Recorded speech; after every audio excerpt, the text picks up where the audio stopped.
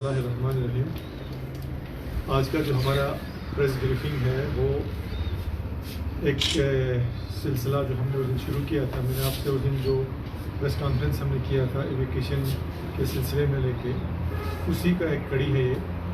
लेकिन आज हम सब के लिए एक खुशखबरी ये है कि हमारे ज़ायरीन जो ईरान में पिछले 70 दिन से वहाँ पे तकरीबन फंसे हुए थे, उनका आखिरी ग्रुप जो है आज माशाल्लाह हमारा आज आप लोगों ने सुना होगा ले में वो लैंड कर गए हैं और अभी करगिल की तरफ आ रहे हैं, जिसमें हमारे 310 ज़ायरीन और जिसमें 2 इन्फेंट थे। हमारे 310 में से हमारे जो 20 ज़ायरीन हैं वो ले डिस्ट्रिक्ट के हैं, बाकी जो है सब करगिल की तरफ इस वक्त बढ़ रहे हैं। ये सब हम सब के लिए खुशी का मुकाम है।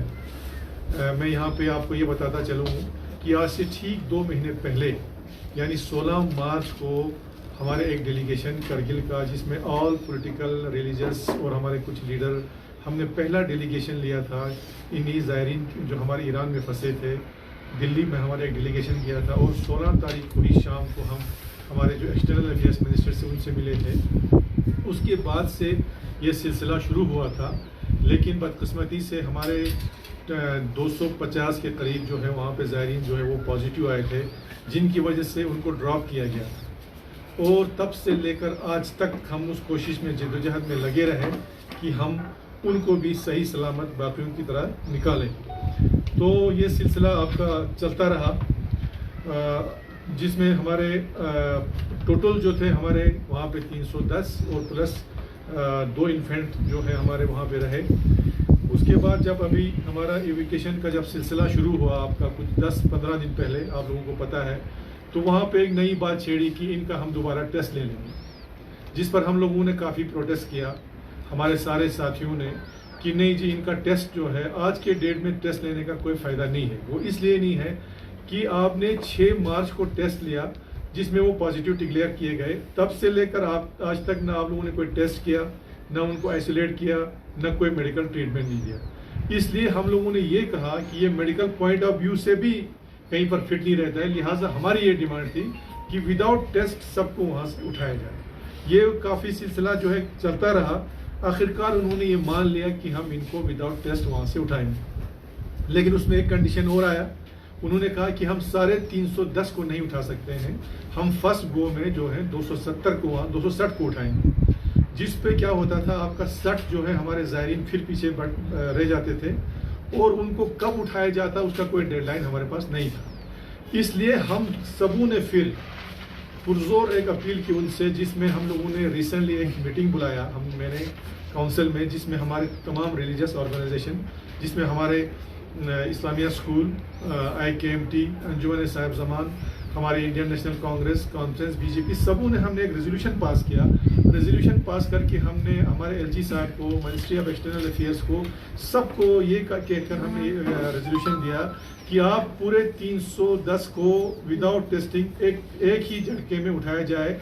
अगर खुदा न खास्ता कोई बचता है तो उनका भी वही हालत होगा जिनको आज तक हुआ, यानी और भी इनको कम से कम 2-3 महीने वेट करना पड़ता। आखिरकार उन्होंने ये मान लिया कि हम उनको विदाउट टेस्टिंग भी उठाएंगे और सबको इकट्ठे उठाएंगे। तो उसके लिए हम महान एयरवेज के बहुत ही मशहूर हैं कि इन्होंने एक स्पेशल फ़्लाइट हमारे लद्दाख के जो ज़ायरीन थे, पिलग्रिम्स थे, उनके लिए एक स्पेशल फ़्लाइट उन्होंने दिया, जिसमें हमारे सारे जो हैं 310 के 10 जो हैं कल वहाँ से एविकेट हो गए आपका। और एविकेट होने के बाद अब मसला हमें आ गया यहाँ पे आपका कि उन्होंने कहा हम उनको एविकेट तो करेंगे। आप सबको मालूम है कि हमारा एक डिमांड ये था कि जिस तरह से आज तक हमारे ज़ायरीन को क्वारंटाइन के लिए जोधपुर या गाज़ियाबाद में रखा गया था, हमारा ये डिमांड था शुरू से कि ये जो ज़ायरीन वहाँ से आ रहे हैं इनको सीधा लद्दाख भेजा जाए, क्योंकि आज के जो गर्मी हमारे हिंदुस्तान के बाकी रियासतों में है वो गर्मी इनसे बर्दाश्त नहीं होगा। लिहाजा इनको सीधा लद्दाख भेजा जाए। यहाँ पे जो है करगिल में हो या लेह में हो, इनको क्वारंटाइन का फैसिलिटी हो, इनको टेस्टिंग का फैसिलिटी हो, उसका प्रबंध हम यहाँ पे करेंगे। तो वो उन्होंने एग्री किया, लेकिन उन्होंने कहा कि ट्रांसशिप के लिए आपको वहाँ पर एयर इंडिया के फ़्लाइट रेडी होना चाहिए। अगर सपोज ये लोग एयरपोर्ट से बाहर निकलते हैं तो इनको क्वारंटाइन में डाला जाएगा। तो हम लोगों ने काफ़ी एफर्ट्स लगाया, जिसके लिए हम सिविल एविएशन मिनिस्ट्री के हमारे LG साहब, डिविजनल कमिश्नर साहब सबके मशहूर हैं, उन्होंने टेकअप किया सिविल एविएशन के साथ उन्होंने एग्री किया कि हम आपको 2 फ्लाइट दे देंगे। अब इसमें मसला आया, उन्होंने पहले कहा कि पहले आपको जो है इसका फेयर जो है टिकट का पैसा एडवांस में आपको बुक करना पड़ेगा। तो वहाँ पे जब हमने ज़ायरीन से बात की तो हमारे ग्रुप लीडर्स ने कहा कि आज के डेट में, क्योंकि इतने अरसे से हम यहाँ पे सफ़र में हैं, आज के डेट में इतना बड़ा अमाउंट जो तकरीबन 38-40 लाख बनता था, उन्होंने कहा हम इसको अभी बर्दाश्त नहीं कर सकते हैं। उन्होंने मेरे नाम पे एक चिट्ठी लिखा तमाम ग्रुप लीडर्स ने कि अगर हो सके तो मेहरबानी करके इसको आप बर्दाश्त कीजिए, वहाँ आने के बाद हम आपसे बात करेंगे क्या होगा क्या नहीं होगा, लेकिन अभी चूँकि हमारे पास हम इतना रकम बर्दाश्त नहीं कर सकते हैं। तो मैंने कहा कोई बात नहीं, इंशाल्लाह हम कोशिश करेंगे। मैंने अपने डीसी साहब जो हमारे रेड क्रॉस के चेयरमैन हैं उनसे बात की कि हमने कहा कि आपको रेड क्रॉस में से कुछ हमें पैसा देना पड़ेगा। तो मैंने ऑन लोन मैंने चिट्ठी लिख कर दिया कि मैंने ऑन लोन जो है वो पैसा जो है रेड क्रॉस से उठाया, और उसमें कुछ लोगों ने मुझे ये कहा कि ये इसमें जो है 20 ज़ायरीन जो है वो ले डिस्ट्रिक्ट है, तो उनका कैसे होगा। मैंने कहा हम इसमें अलग बिल्कुल नहीं करेंगे, क्योंकि एक इंसानी मसला है। लिहाजा मैंने कहा कि कुछ भी हो, चाहे लेह का हो, करगिल का हो, जहाँ का भी हो, हम 1 गो में इनका जो फेयर है वो बर्दाश्त करेंगे। वो हमने पूरा अमाउंट जो है आपका जो भी बनता है हमने एयर इंडिया को भर दिया, और इसके लिए हम बहुत ही मशहूर हैं। हमारे कैप्टन हाजी हुसैन साहब जो हमारे पायलट हैं करगिल के, उन्होंने हमें बहुत सपोर्ट किया इसमें टिकटिंग वगैरह करने में, एयर इंडिया के साथ टाई अप करने में, क्योंकि हमें एक ऐसा सिचुएशन आया लास्ट में एयर इंडिया ने कहा कि हम 300 ही उठाएंगे। उन्होंने कहा हमारे पास 150-150 के 2 फ्लाइट हैं, हम 300 से ज़्यादा नहीं उठा सकते। तो वहाँ बचते थे हमारे 11। फिर उसके लिए हमारे पायलट हुसैन साहब ने उनसे अप्रोच किया, बाद में उन्होंने पूरा 310 का 10 को उन्होंने अकोमोडेट किया। उसके लिए हम कैप्टन साहब के, हमारे हुसैन साहब के बहुत मशहूर हैं, वो रात को 11 बजे तक हमारे डीसी ऑफिस के जो अकाउंट अफसर हैं एजाज साहब के साथ बैठ के पूरा टिकटिंग उन्होंने करके हमने दिया। हमारे एम्बेसी जो ईरान में है, इंडियन एम्बेसी को कन्वे किया हमने, फ्लाइट जो है ट्रांसशिप का फ्लाइट जो है हमने अरेंज कर लिया। तब जाके उन्होंने महान को येस बोला, और ये प्रोसेस जो है वहाँ से शुरू हुआ। तो इसमें हम अपने डीसी साहब के भी और एडवाइज़र साहब ने भी इसमें कंसर्न दे दिया कि आप रेड क्रॉस से पैसा उठा सकते हैं। इसलिए हम उन सब के बहुत मशहूर हैं कि जिसकी वजह से यह सारा मुमकिन होगा, और उनको कहीं पर भी वहाँ दिल्ली में इंतज़ार ही नहीं करना पड़ा। महान एयरवेज से उतरे और यहाँ से उन्होंने एयर इंडिया में बोर्ड हुआ, और माशाल्लाह वो जो है सही सलामत जो है सारे लोग इस वक्त वहाँ पे लैंड हुए। तो ये जो सारा प्रोसेस है आपका, इस प्रोसेस को कामयाब करने के लिए जितने भी हमारे रिलीजियस ऑर्गेनाइजेशन, मैंने पहले भी कहा, हमारे इस्लामिया स्कूल है, IKMT है, हमारा अंजुमन साहिब जमान है, Indian national Congress, NC, BJP, सबों ने मिलकर जो इसमें एफर्ट्स लगाया, काउंसिल का साथ दिया, हाथ बढ़ाया, और आखिरकार जो है 2 महीने के मुसलसल जद्दोजहद के बाद कि हमारे जितने भी ज़ायरीन जो ईरान में फंसे थे, क्योंकि ये हमारा लास्ट बैच है, उनको सही सलामत कामयाबी से करगिल तक पहुंचाने में हम सब कामयाब हुए। इसमें मैं डॉक्टर एसोसिएशन करगिल का भी बहुत मशहूर हूँ कि इन्होंने भी LG साहब से अप्रोच किया, और वॉलंटियरली उन्होंने कहा कि इसमें जो भी टेस्टिंग करना हो, इनको मेडिकल चेकअप करना हो, हम जो है ओवर टाइम में भी अपना यहाँ पे सर्विस जो है रेंडर करने के लिए तैयार है, जिसके लिए हम डॉक्टर एसोसिएशन के भी बहुत मशहूर हैं। आखिर में मैं जिन लोगों ने, जिन ऑर्गेनाइजेशन ने, जिस एजेंसीज ने हमारा साथ दिया इस एविकेशन को, पिलग्रिम्स एविकेशन को कामयाब बनाने के लिए, उनमें हमारे लेफ्टिनेंट गवर्नर हमारे माथुर साहब, एडवाइज़र साहब, डिविजनल कमिश्नर साहब, उनके हम बहुत मशहूर हैं कि उन्होंने वक्तन फ़वक्तन हमारा इसमें साथ दिया। चाहे वो मिनिस्ट्री ऑफ होम हो, मिनिस्ट्री ऑफ एक्सटर्नल अफेयर्स हो, मिनिस्ट्री ऑफ सिविल एविएशन, सबके साथ उन्होंने टेकअप किया, जिससे हमारा ये मिशन कामयाब हुआ। उसके बाद में एक स्पेशल थैंक्स हमारे जो इंडियन एम्बेसडर ईरान में हैं, उनका मैं बहुत मशहूर हूँ। उन्होंने पिछले 3-4 दिन से मेरे साथ दिन में 3-3 दफ़ा उन्होंने मुझे फ़ोन पे मेरे साथ कांटेक्ट में रहे लास्ट तक। और जब रात शाम को जब फ्लाइट डिपार्ट हुआ तेहरान से, उनका लास्ट मैसेज मेरे पास आया कि इतने सवारी जो है पैसेंजर्स वहाँ बैठे और ये अभी डिपार्ट हुआ है, वो मैसेज भी उन्होंने मुझे किया था लास्ट में। तो हम उनके भी बहुत मशहूर हैं। इसी तरह मिनिस्ट्री ऑफ एक्सटर्नल अफेयर्स है, मिनिस्ट्री ऑफ सिविल एविएशन है, और हमारे अपने लद्दाख के मेंबर ऑफ पार्लियामेंट जनाब जमिया नमगियाल साहब के भी हम बहुत मशहूर हैं कि उन्होंने भी इसमें शुरू से ही जितना हो सका उन्होंने अपना योगदान दिया है। उसके बाद हमारे करगिल के बाकी जितने भी लीडर्स हैं उनका भी, और उसके बाद हमारे स्पेशल थैंक्स हमारे ईरान गवर्नमेंट का, जिन्होंने आज तक हमारे ज़ायरीन को वहाँ पे केयर किया, मेडिकल ट्रीटमेंट दिया, सब कुछ किया, वो उनके भी हम मशहूर हैं। उसके बाद हम आपका सबसे ज़्यादा जो हम थैंकफुल हैं वो हम महान एयरवेज़ का, जिन्होंने एक स्पेशल एक फ़्लाइट जो है अरेंज करके हमारे ज़ायरीन को कल यहाँ पर पहुँचाया। हम उनके भी बहुत मशहूर हैं, ले एडमिनिस्ट्रेशन के मशहूर हैं कि उन्होंने आज बसेस प्रोवाइड किए, और हमारे एक जो ज़ायरीन था वो थोड़ा बीमार भी हैं, उनके लिए भी उन्होंने वहाँ से एम्बुलेंस का सुबह अरेंज किया है, उसके लिए भी हम बहुत मशहूर हैं। और स्पेशल थैंक्स हमारे डीसी साहब, जो कि बाकी एडमिनिस्ट्रेशन, जो बाकी अरेंजमेंट्स के अलावा जो उन्होंने रेड क्रॉस के चेयरमैन के हिसाब से ऑन लोन जो पैसा दिया, जिसके बिना पर हम एयर इंडिया को पैसा देने में कामयाब हुए, टिकट लेने में, हम उनके लिए बहुत ही स्पेशल थैंक्स करते हैं। और फाइनली हमारे जो मीडिया हजरात हैं, आप लोगों ने वक्तन फ़वक्तन हर लेवल पे, चाहे वो नेशनल लेवल हो, लोकल लेवल हो, इंटरनेशनल लेवल हो, हर जगह आपने इस आवाज़ को पहुंचाया, हर लोगों तक पहुंचाया, जो भी कंसर्न थे उन तक पहुंचाया। उसके लिए मीडिया फ्रेटर्निटी के भी हम बहुत ही मशहूर हैं। तो मैं आखिर में जितने भी हमारे ज़ायरीन के रिश्तेदार हैं, उनके घर वाले हैं, उन सबको मुबारकबाद पेश करता हूँ कि वो लोग सही सलामत यहाँ आज शाम को इंशाल्लाह पहुँचेंगे। यहाँ पर उनको इंस्टीट्यूशनल क्वारंटाइन में रखा जाएगा हमारे होटल्स में। आते ही उनका टेस्टिंग होगा, क्योंकि हम लोग जानते हैं कि ये लोग विदाउट टेस्ट आ रहे हैं, तो आते ही इनका टेस्टिंग वगैरह होगा, जो भी फॉर्मेलिटी होगा वो हमारे डॉक्टर्स हजरात करेंगे।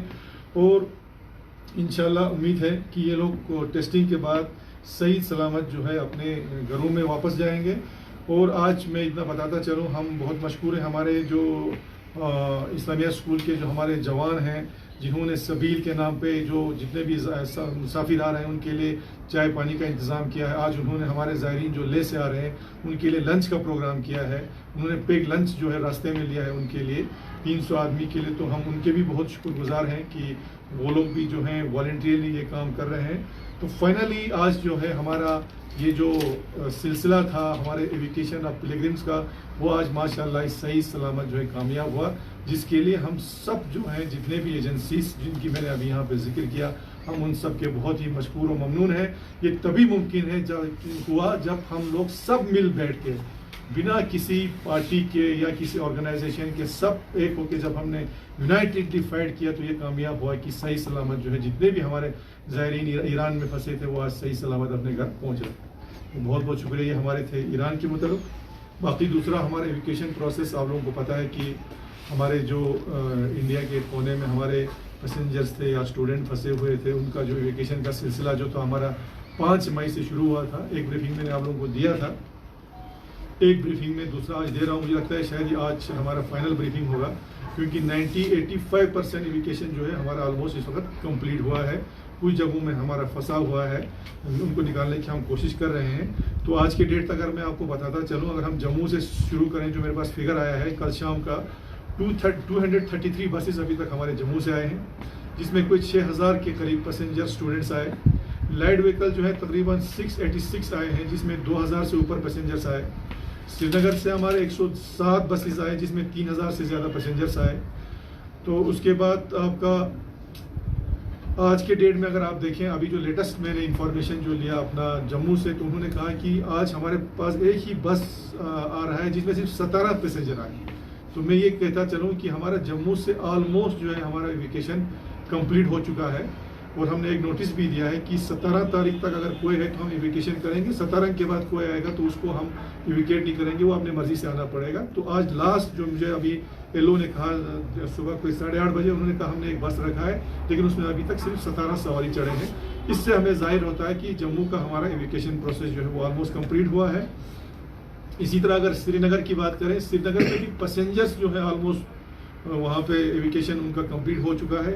हाँ, जिनकी प्राइवेट गाड़ियाँ हैं वो अभी रुके हुए हैं, कुछ लोग निकल गए, क्योंकि जो प्राइवेट गाड़ियों का परमिशन का सिलसिला है वो अभी इन्होंने शुरू नहीं किया। हमने काफ़ी जोर लगाया और लगा रहे हैं, इंशाल्लाह वो भी 2-3 दिन में निकल जाएंगे। तो श्रीनगर से भी हमारा रश जो है कम हुआ है। तो ओवरऑल में अगर हम कहें तो 85 to 90% एविकेशन हमारा प्रोसेस जो है वो कंप्लीट हुआ है। इसी तरह ज़ांस्कार के लिए 32 बसें हमने आज तक देखे, उनका भी जम्मू या श्रीनगर से कंप्लीट हुआ है। हिमाचल में ज़रूर उनके कुछ लोग रहते हैं जिनके लिए हम बसेस का इंतज़ाम कर रहे हैं। और जो बाकी बचे हैं कुछ जगह जो साउदर्न स्टेट में हमारे बचे हैं, जैसे महाराष्ट्र, थाने, मोमिनपुरा में ये प्रॉब्लम हो गया आपका, महाराष्ट्र मोमिनपुरा में, नागपुर में वो रेड जोन में आ रहा है, कंटेनमेंट जोन में आया, जिसकी वजह से हमारे 8 बच्चे वहाँ पे हैं। लेकिन वहाँ के जो डिविजनल कमिश्नर हैं उनके साथ हमने बात किया है, वहाँ पे उनको इंशाल्लाह कोई प्रॉब्लम नहीं आएगा। जो ही कंटेनमेंट जोन का पीरियड ख़त्म होगा उनको भी वहाँ से हम निकालेंगे। और जो कुछ फंसे हैं वो हमारा वेस्ट बंगाल में है, अभी उनको लिए ट्रेन का इंतज़ाम कर रहे हैं। आंध्रा में कुछ हमारे दो चार बच्चे हैं, उनको भी ट्रेन का इंतज़ाम कर रहे हैं। तो उनको जो साउदर्न स्टेट हैं उनको ट्रेन के बगैर हम बस में नहीं उठा सकते हैं, लिहाजा हमें ये कहा गया है कि आने वाले 3-4 दिन में एक स्पेशल ट्रेन उनके लिए अरेंज करेगा, जिससे वो लोग वहाँ से आराम से निकल सकते हैं। बाकी आपका चंडीगढ़, पंजाब वगैरह से इंशाल्लाह तकरीबन प्रोसेस कंप्लीट होने जा रहा है। कुछ 4-5 या 3-4 बसें अगर बचा है तो है, बाकी इतना मेजर वहाँ से कोई रश नहीं है। उसके अलावा हमारे जलंधर में 3 लड़कियां फंसी थी, जिसमें 2 करगिल के और 1 लेह का था। उनके लिए हमने एक टैक्सी का बंदोबस्त करके वो भी निकल रहे हैं। उसके अलावा आपका जो बागपत है, आपका यूपी में बागपत, उसके बच्चे भी हमारे निकल के आज सुबह जम्मू पहुँचे। मुझे आज सुबह फ़ोन आया, वो जम्मू पहुँच गए हैं। उसके अलावा हमारे लखनऊ में हमारे कुछ ग्रुप है जो कि आज शाम को इंशाल्लाह निकल जाएंगे। मुजफ्फरनगर में जो हमारा ऑर्फन मेच है कि यतीम खाने जहाँ हमारे बच्चे हैं, वो ऑलरेडी वहाँ से निकल चुके हैं जम्मू की तरफ। उनका जो बस है वो सीधा करगिल की तरफ है, करगिल पहुँचाया जाएगा। तो ये सारे प्रोसेस हैं हमारे वेकेशन। मेरे ख्याल में आप लोगों को भी, मीडिया हजरात को भी पता होगा, अगर कहीं कोई फंसा है आप लोगों के नोटिस में है तो मुझे अभी आप बता देंगे, इंशाल्लाह उनको भी हम निकालने की कोशिश करेंगे। बम्बई में हमारे बहुत लोग फंसे हैं। बम्बई की मैंने आपने कभी आपको बात कहा कि बम्बई में जो है हमारे स्पेशल ट्रेन हम अरेंज कर रहे हैं, क्योंकि ट्रेन के बगैर बस में लाना उनको मुमकिन नहीं है, इसलिए इंशाल्लाह ज़रूर उनको भी उठाया जाएगा। उसके अलावा अब ये जो सिलसिला भी हमारा ऑलमोस्ट पूरा होने जा रहा है, जिसमें हमारा लोगों ने हमारे इसमें बहुत कोऑपरेशन किया, जिसमें हम स्पेशल थैंक्स आपका यूटी एडमिनिस्ट्रेशन का, बिलखुसूस डिविजनल कमिश्नर और उनके टीम के हम बहुत मशहूर हैं कि रात के 3-3, 4-4 बजे तक भी उन्होंने वहाँ पे काम किया है। और जितने भी नोडल ऑफिसर्स आउटसाइड स्टेट थे, उनको बेशक शुरू में काफ़ी मुश्किलात आए, लोगों की काफ़ी शिकायत आए कि वो लोग रिस्पांस नहीं कर रहे हैं, लेकिन बाद में उन्होंने भी हमारे साथ कंटिन्यूसली कांटेक्ट में रहे और जितना हो सका उन्होंने भी हमारी मदद किया। हम उनके भी बहुत मशहूर हैं। लाइजान ऑफिसर जितने भी हमारे जम्मू में हैं या श्रीनगर में हैं, उन्होंने भी बहुत मेहनत की। बॉयज़ हॉस्टल का इंचार्ज हमारा, वो वहाँ पे कम से कम 100-200 आदमियों को कंटिन्यूसली खाना खिला रहा है, उनके भी हम बहुत थैंकफुल हैं कि उसने भी बहुत मेहनत किया। हमारा लाइजान ऑफिसर जो सोनामर्ग में है, उन्होंने वो भी काफ़ी मेहनत कर रहे हैं। तो ये सारे चीज़ें आपका हमारा एविकेशन का प्रोसेस है। और फाइनली अभी तक का जो फिगर हमें आ रहा है करगिल में, तो कम से कम 8 से 10 हज़ार लोग जो है वो करगिल आप अभी तक जो आ चुके हैं। आप लोगों ने खुद सुना होगा, कल हमारे SDM ज़ांस्कार भी बोल रहे थे, सॉरी इतराज़ भी बोल रहे थे ऑन द बेसिस ऑफ मीनामर के रिकॉर्ड के। तो मुझे लगता है कम से कम जो है 10,000 के करीब जो है लोग हमारे करगिल में एंट्री हो चुके हैं। तो इसी तरह से आपका तो लास्ट में अब जो सिलसिला मैं पहले भी बोल रहा हूँ कि जितने भी हमारे पैसेंजर हो, स्टूडेंट हैं, वो करगिल आए हैं, उनसे हमारी गुजारिश है कि होम क्वारंटाइन में का जो आपने स्ट्रिक्टली पालन करना है। कल भी हमारे रिपोर्ट्स आए कि बहुत से वायलेशन हो गए, जिसके खिलाफ उन पर एक्शन भी लिया गया, उनको क्वारंटाइन में रखा गया। तो वो जो है उसके बाद हमारे जिनको इंस्टीट्यूशनल क्वारंटाइन का एडवाइस किया जा रहा है, उनको इंस्टीट्यूशनल क्वारंटाइन में रहना है।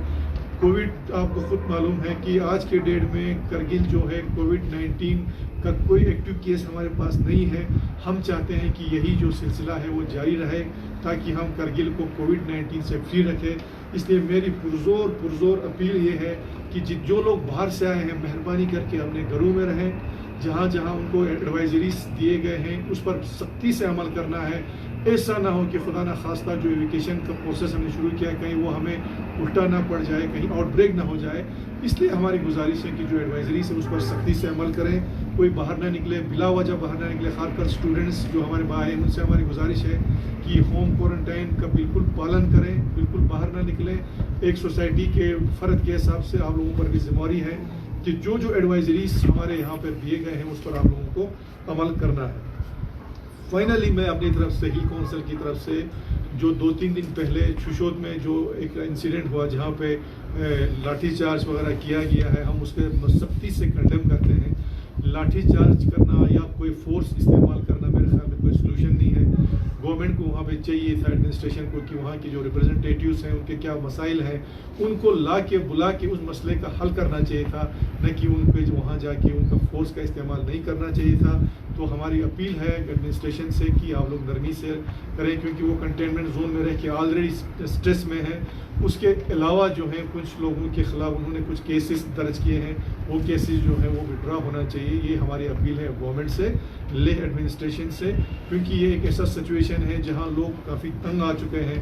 तो सल्यूशन तभी होगा जब सब मिल बैठ के इसमें बातचीत करेंगे। तो बातचीत का सिलसिला जो है वहाँ पे जारी होना चाहिए और जिनके खिलाफ कुछ FIR वगैरह लॉन्च हुआ है वो विड्रॉ होना चाहिए।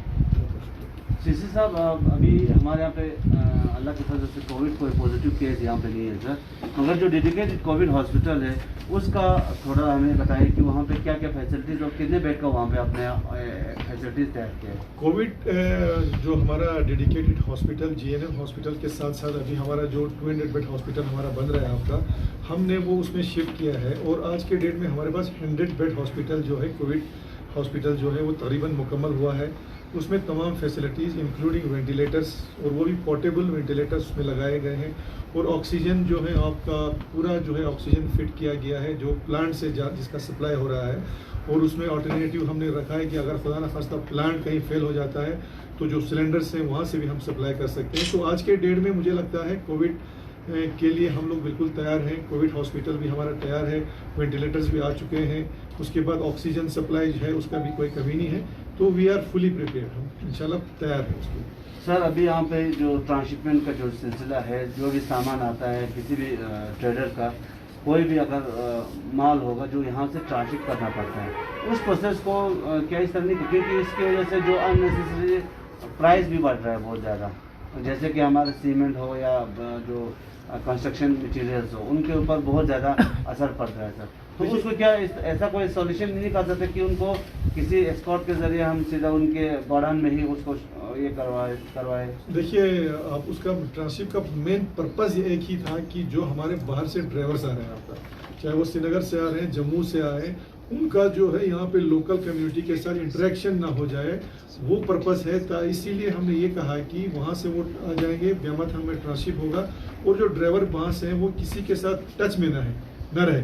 तो मेन पर्पस हमारा यही था शुरू से लेकर अभी तक, वो अभी भी है, ताकि हम लोग जो है इसमें प्रिकॉशन लिया गया है, अप्रेंशन है कि कहीं ड्राइवर्स जो है अगर कहीं मार्केट में चला गया या कहीं लोगों के साथ अगर हमारे लेबर के साथ उनका इंटरेक्शन हो गया तो हो सकता है कि वो लोग कहीं इन्फेक्टेड हो तो ये कहीं फैल ना जाए। तो ये सिलसिला है। इंशाल्लाह अगर इसमें अगर हमें लगता है कोई सुधार लाने की ज़रूरत है तो हम इसको रिकमेंड करेंगे यूटी एडमिनिस्ट्रेशन को, क्योंकि शुरू से लेकर आज तक जो है काफ़ी इसमें सुधार लाया है। लेकिन इसमें सिर्फ पर्पज़ ये है कि किसी को तंग करना या अननेसेसरीली इसमें कोई हरेसमेंट करने की बात नहीं है, बल्कि एक अप्रेंशन एक प्रिकॉशनरी मेजर्स हैं जो हम लोगों को उठाना पड़ेगा फिलहाल के लिए।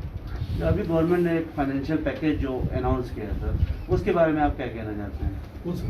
जो अभी फाइनेंशियल पैकेज जो जिसमें हमारे MSMEs वगैरह के लिए उन्होंने स्पेशल 200 करोड़ एग्रीकल्चर हाँ, लेकिन वो जो स्पेशल पैकेज 200 करोड़ वाला जो आया है, लेकिन उसमें अभी कंप्लीट ब्रेकअप नहीं आया है।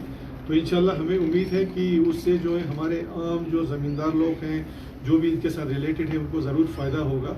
तो हमारी कोशिश रहेगी। अभी तो हमारे ये है कि हम तो इससे ज़्यादा भी पैकेज ज़रूर मांगेंगे, क्योंकि आपको पता है कि जो हमारा जो बिज़नेस क्लास है, जो हमारा जो लोग आपका ज़्यादा बिजनेस में है, ट्रांसपोर्ट में है, होटल इंडस्ट्री, उस पर काफ़ी नुकसान हो रहा है अभी, क्योंकि सीज़न तो ऑलमोस्ट ख़त्म हुआ है।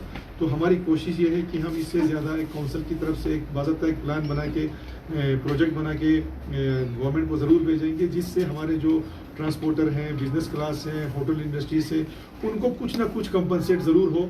क्योंकि हमारा जो टूरिज़म इंडस्ट्री है या बाकी इंडस्ट्री से पिछले अगर हम माने तो 5 अगस्त के 2019 के बाद ये इंडस्ट्री जो है बिल्कुल ठप है। और होटल इंडस्ट्री तो हमारा टोटली ठप है, इस साल भी चलने का कोई इम्कान नहीं है। लोगों के पास करोड़ों का लोन है।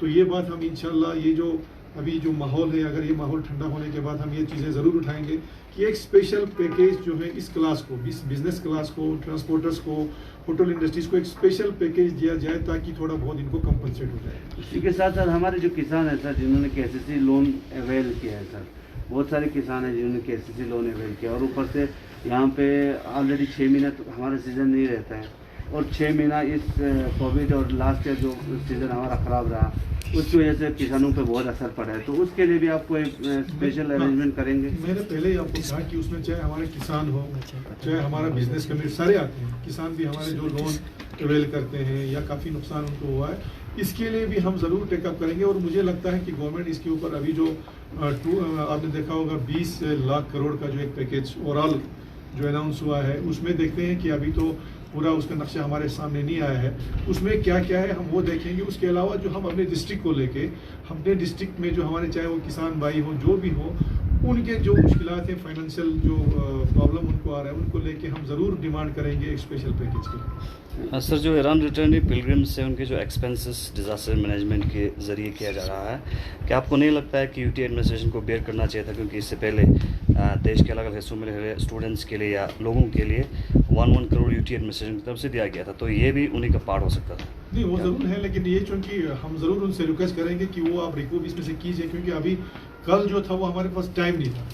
क्योंकि आपको पता है रिलीज पे अगर हम पेमेंट रिलीज़ का सिस्टम अगर हम देखें तो कम से कम 4-5 दिन लगते हैं, लेकिन हमारे पास सिर्फ कुछ घंटे थे जिस घंटे में हमने एयर इंडिया को टिकट का पैसा भरना था। तो हमने जो वो पैसा हमारे पास सबसे इजी था रेड क्रॉस से उठाने का, तो हमने काउंसिल ने उसको रेड क्रॉस से इमीडिएटली उठाया ऑन लोन, जिसके लिए यूटी एडमिनिस्ट्रेशन ने अप्रूवल दिया हमारा। तो अभी हम इसको कैसे रिकूप करेंगे, वापस कैसे दे देंगे, वो हम यूटी एडमिनिस्ट्रेशन से भी उठाएंगे, कोई तरीका निकालेंगे। हमें उम्मीद है इंशाल्लाह वो भी इस पर बात कंसीडर करेंगे, लेकिन हमारा पर्पस था कि पहले कहीं से भी हो पैसे का बंदोबस्त करके उनको यहाँ पहुँचाएं।